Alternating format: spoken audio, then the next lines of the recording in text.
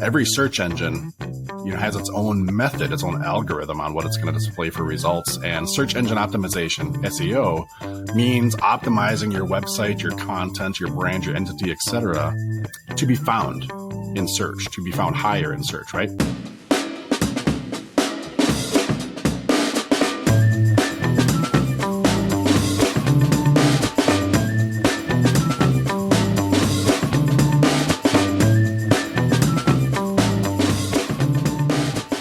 Welcome back to Local SEO Tactics, where we bring you tips and tricks to get found online. I'm your host, Jesse Dole, and here again with Sue Ginsberg. Hi, everyone. How's it going today, Sue? Really well. How about you? Not too bad. Waiting for spring to break here in Minnesota, right? Like, can't see out my window in the background, but there's snow melting and dripping. I can hear it on the roof and hitting the ground, and it's, you're from Minnesota too, right?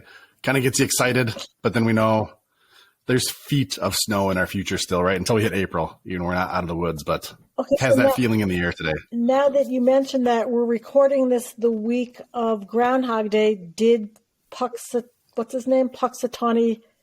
Pete see his shadow? Puxatawny Phil, I don't know. Screw that little bastard. Yeah. He's never right. He's never right. You're right. Winter continues forever here. So who gives him the I power? Don't know. Right. I don't know. Yeah. If we lived there, we'd celebrate it, but we're far from that. So, but no, I saw my shadow and it means spring's coming. How's that? There you go. It's coming eventually. That's right. Eventually. All right. What do we got for a question here today? Okay. What are we talking about, Sue? Question today that has come up a number of times, but the first time it came up from one of our stellar team members, Brandon. Thank you, Brandon, for asking. What determines if you are using white hat, gray hat, or black hat SEO? Really good question. Quote of the day from Louis C.K. is, pushing the envelope sort of implies that you're inside the envelope with everyone else and you're trying to find the edges on the outsides. Right on. It also reminds me of another quote, something like, the advertising industry, we know that half of all of our advertising is wasted. We just don't know which half, which I know John Wanamaker said that of the Philadelphia retail store Wanamakers. Just don't know the exact quote, but yeah, it's kind of like what works, what's above board, what's legit, and how far you want to push the envelope, right? Right. Always be testing, seeing where the edges are, right? It's true. And I think every individual and every business has its own boundaries as to how far they will push. I think history says that once you step over the boundaries, it's not going to be the last time you do, right? I remember when my kids were in junior high and at the age where I was going to lecture after lecture on what do I do so they don't take drugs, and now they're going to be exposed, and what do I do? And the thing that stands out in my mind from all these experts is that first they usually will start smoking cigarettes, and then once they cross that boundary, the other boundaries are easier to cross because they're already outside the limits of what their parents want them to do or whatever.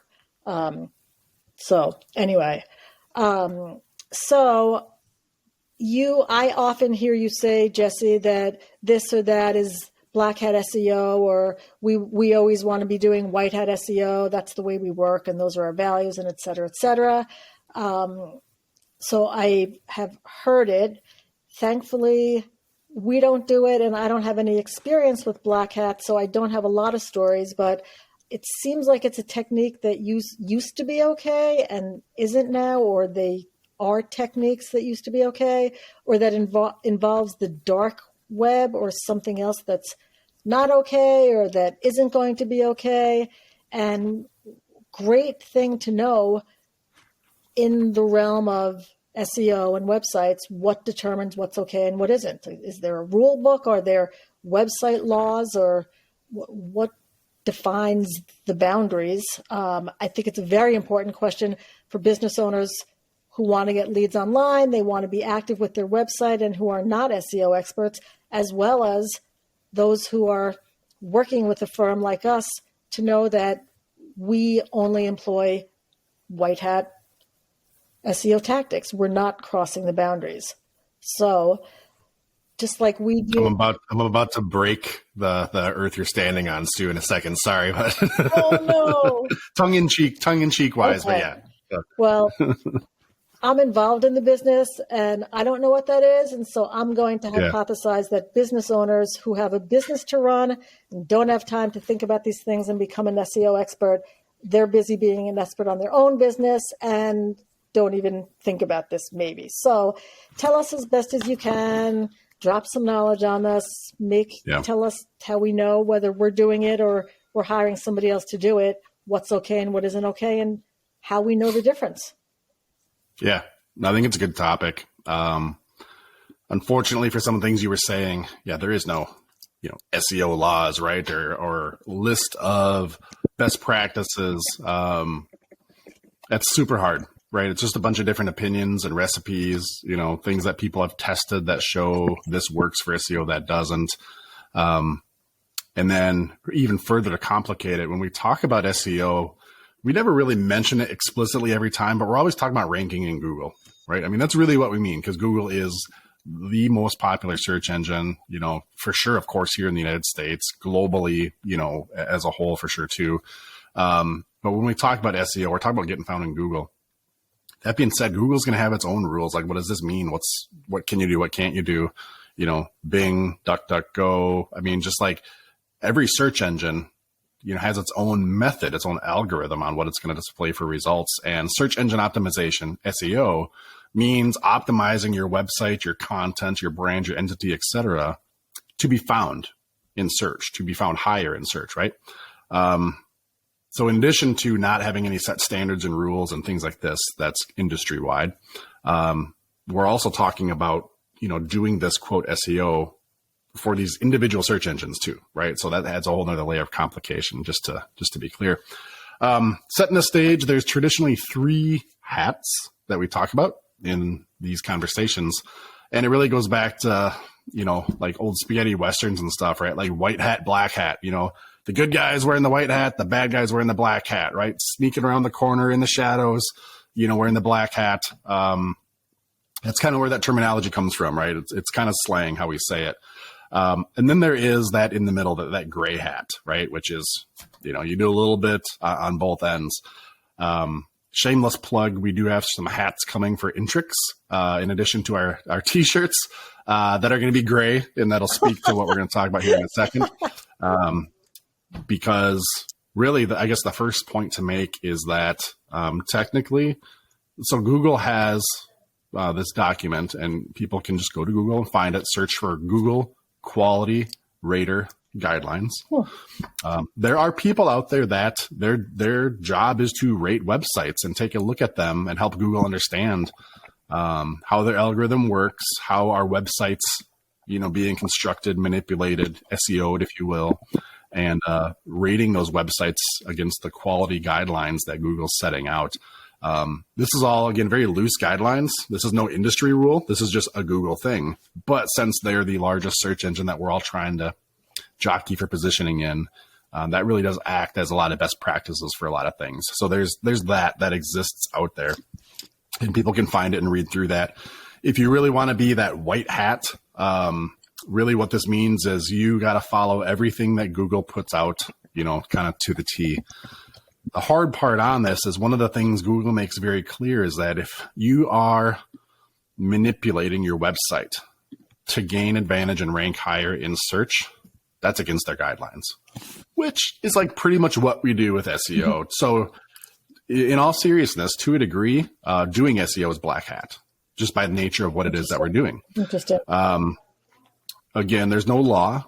There's no, nothing illegal. There's nothing that we're breaking by doing this. But just to be very clear, when we talk white hat, black hat, gray hat, all this is really just kind of putting a label on how aggressive, and maybe dangerous for your entity sometimes are your tactics for trying to gain rank in Google. Like you said, we definitely put ourselves kind of more in that white hat camp. That being said, we're like any good SEO, more in the gray than anything else. Just because, again, going through each page meticulously, rearranging words, using certain keywords, inserting links on the page, like that granular manipulation of a page in order for it to rise in the search engine rankings and show higher in Google. We're doing things explicitly for that reason, right? And so we just can't say that we abide by all Google's guidelines. It's impossible. If we have a GBP and we're talking to a client and we're like, you need to throw the name of your city into that thing because everybody else is doing it and that's the only way you're going to rank. Well, guess what? We just broke one of Google's core guidelines for your GBP. You can't do that. The name of your business name on Google needs to be your actual business name. Well, that's just not how the game is played sometimes, right? So really anybody that's out there doing this professionally is going to be like at minimum gray hat, just to be very clear. Hey everyone, just want a quick interrupt on the show here to talk about Bright Local. If you haven't checked it out yet, go on out to localseotactics.com/brightlocal, or you can go to our resources page, scroll through that, which has a bunch of different resources that we recommend and use ourselves, and look for the mentions about Bright Local. There's a lot of things Bright Local does. We use it in-house. It's one of our favorite tools. We mainly use it for their rank tracking for your website. You can kind of monitor your keyword progress, tracking the ranks, fluctuations, things like that over time for specific keywords that you enter in. We also love their local search grid tool for your Google My Business or Google Business Profile listing. And what that's going to do is show you over your metro area, whatever you select for the size of the grid, right? With 7x7 points, 9x9. Basically, you define a certain area and it's going to tell you if you were standing on those spots. How does your GMB rank for the specified keywords? So that's great as well. We also use it for citation building, citation management for all your properties and mentions out there, whether it be Yelp, Facebook, local city pages, BBB, things like that. It's a great tool to help build and manage your citations to make sure your name, address, phone number is consistent and all those other things to really get your digital footprint identified by Google. They also have reputation management where you can aggregate all the reviews that you're getting across all these different portals, see how many reviews you're getting, what your score is, things like that, and a host of other tools. Check it out. They've got a free 14-day trial. If you go through localseotactics.com/brightlocal, or again, go to the link off of our resources page, you're going to be able to take advantage of that 14-day trial. It is an affiliate link. We'll get a few bucks if you do that. Doesn't increase the price for you at all.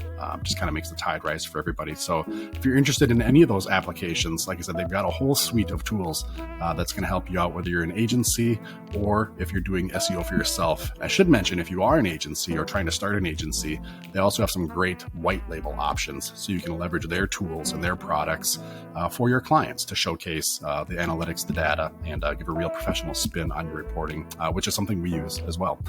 So check it out, localseotactics.com/brightlocal, and take advantage of their 14-day trial.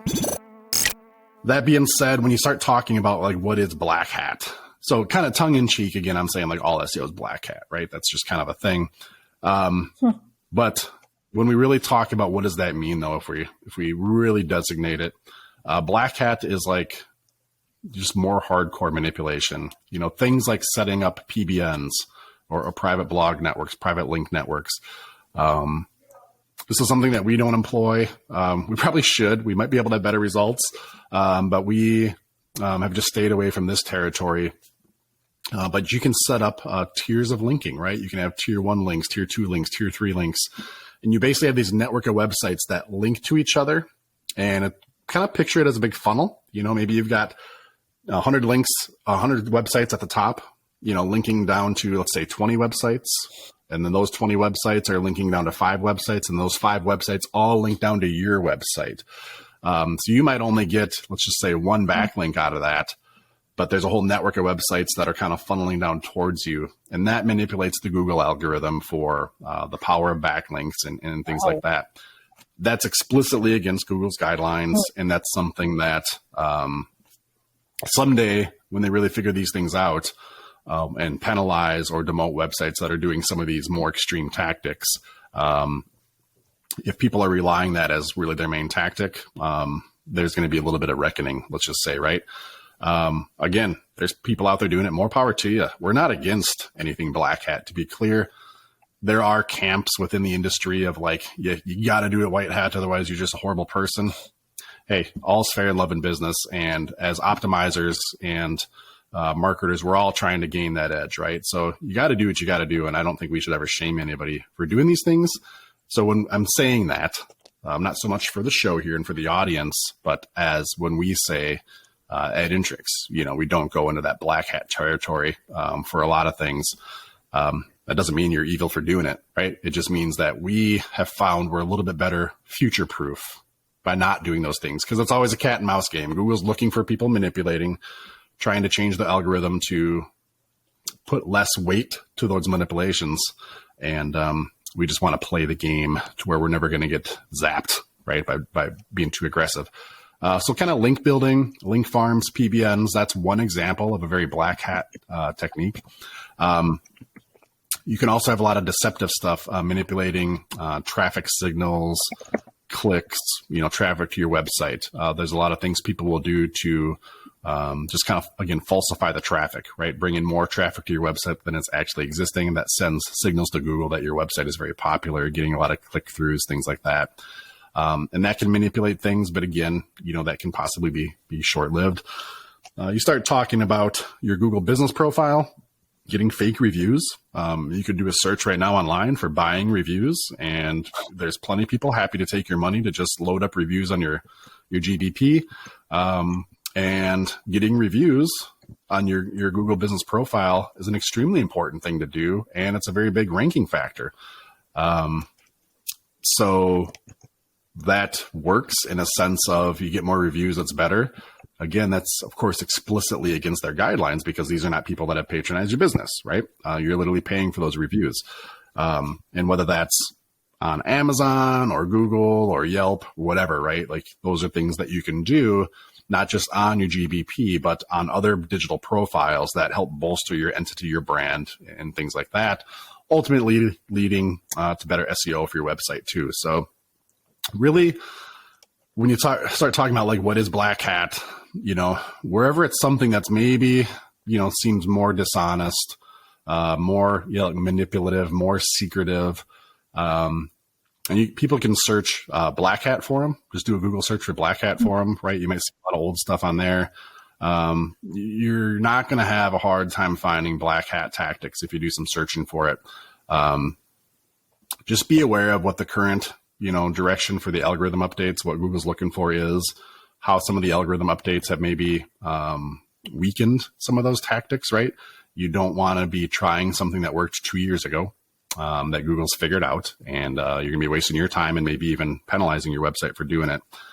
So that's kind of on the evil side, the black hat side. Again, on the white hat side, read through the quality rater guidelines, right? If you really want to find out what Google's really looking for in their eyes, for what's a good website, what's an authoritative website, what's a very relevant website, check that out too, and then make your own decision on what kind of tactics are you going to use for your business. And most people are going to fall again into this gray hat area where you're doing a little bit of this because everybody else is and it's working.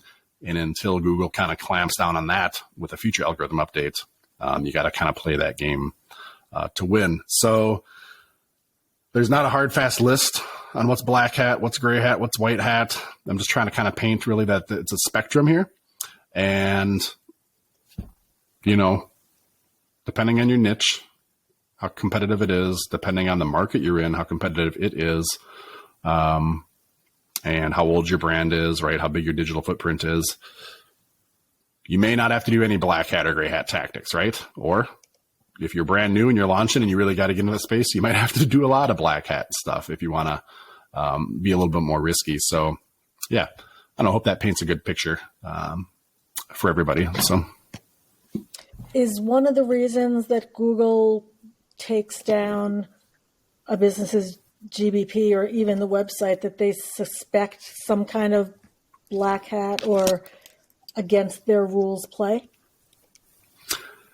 Yeah, if you're ever, so there's kind of two ways, I guess, you'd be very blatant that Google's telling you that you've done some kind of violation to their guidelines. For your Google business profile, they can suspend it, right? And you'll get a notice. It'll get erased off the maps. You can get it reinstated. You just have to fix whatever you violated. Again, maybe you manipulated the name of your business. Maybe you were putting in some kind of copyright, Apple computers, or something, some trademark terms. Whatever it is, you have to figure it out. You have to fix it, apply for reinstatement. They'll look at it and say, okay, you're not doing anything against the rules anymore. You're back in. In the same way on your website, if you're using Google Search Console, they will have, warnings, notices, errors. They'll alert you of things that they find wrong in some of those areas for your website too. And same thing, if you have pages that get taken down or just a general error or warning on your website, a penalty, they will make that clear. You have to address that, go through the process to communicate that to Google and take care of that. So should be pretty clear for most of the extreme violations, what's going on. If people are wondering too, because some of these things you may not, maybe you're out there as a marketer or a business owner and you've hired somebody doing your SEO, right? And you don't know if, like, how aggressive are they on the black hat side? Like, what kind of tactics are they doing? I'll just give everybody a plug. Check out a tool like ours. Go to localseotactics.com, do the free website SEO audit. And you're going to get a report that's going to tell you some of these common things, like how many backlinks do you have? What kind of manipulation is happening, right? Most SEO audit tools are going to give you, good and bad grades in certain areas. Some of these things will be shown as negative scores, as, red lights, if you will, things that you need to fix on these kinds of audits. So if you're unsure what's happening, definitely throw your website into one of these tools and get some kind of analysis, show you your weak points or where you're breaking the rules. So yeah, I guess in general, Sue, wrapping it up and summarizing is there is no, like, here's the 13 laws to follow. And if you're breaking one or more, you're black hat or whatever. It's muddy waters, right? There's a lot more gray than there is black and white hat. As a spectrum, it gets really muddy in the middle there.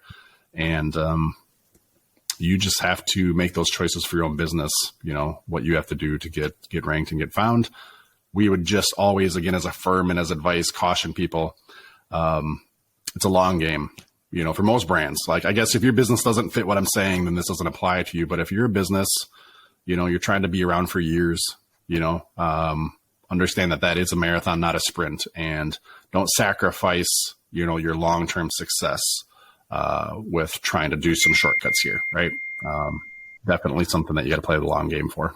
Well, I also think you mentioned this, that if your website or your GBP is suspended by Google, that is not a happy day. It's not something that you just make a phone call and somebody comes to fix it and you're back up.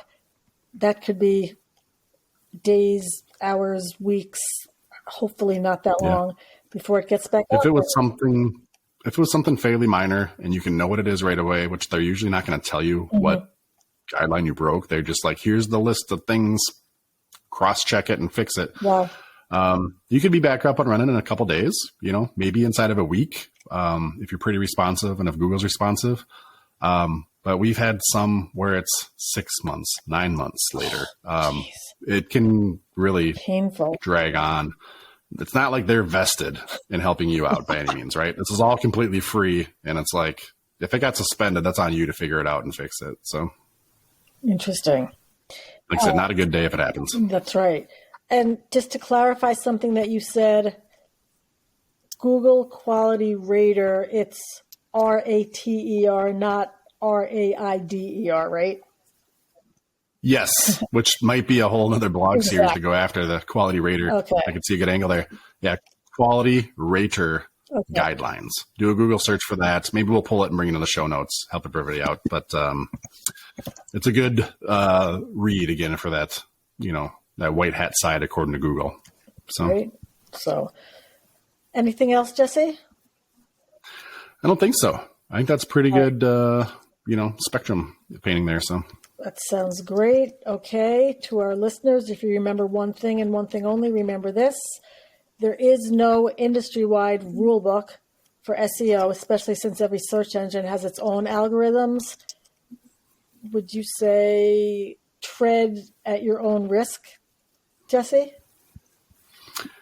Yeah, I mean, that might be a little, Ominous. More doesn't have to be that ominous. Yeah, but just you just do it the right way. Like if you feel like something you're doing is manipulative or you shouldn't be doing it, then question it or run it past some folks like us.